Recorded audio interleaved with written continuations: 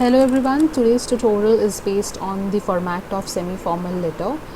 Before starting with the format, I would like to revise that the semi-formal letter is categorized into two types. First type is known and the other type is unknown. When we are discussing the format, there is only a minor difference between the format of known and unknown letter.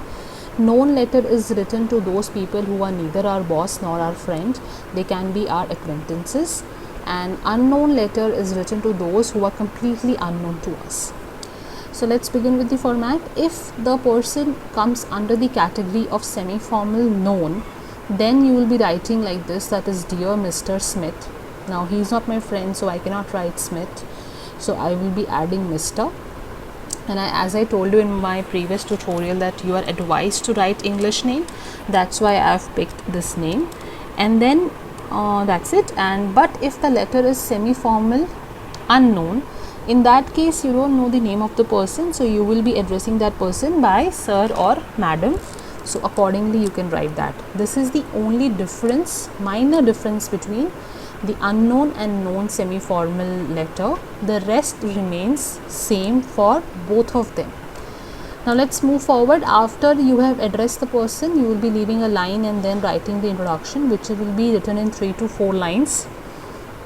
Again leave a line, move on to body paragraph 1, which will be covered in 11 to 12 lines. Then again leave a line, move on to body paragraph 2, which will be covered in 11 to 12 lines. And then you will be writing conclusion, which is mandatory in the case of semi-formal letter. And then you will leave a line.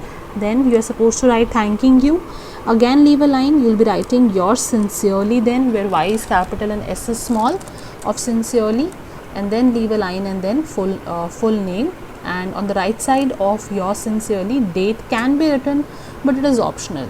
So in the case of semi-formal letter, conclusion is mandatory whereas date is optional, while when we were discussing formal letter, I told you that conclusion is optional and date is mandatory. And in this case you will be writing sincerely, whereas in formal letter we had written faithfully. So this is the difference between formal and informal letter. And semi-formal known and unknown, only one major difference, that whether you will be writing dear Mr. Smith in the case of known, and for unknown you will be writing dear sir. That's it. Rest everything remains same. I hope that the format of semi-formal letter is clear.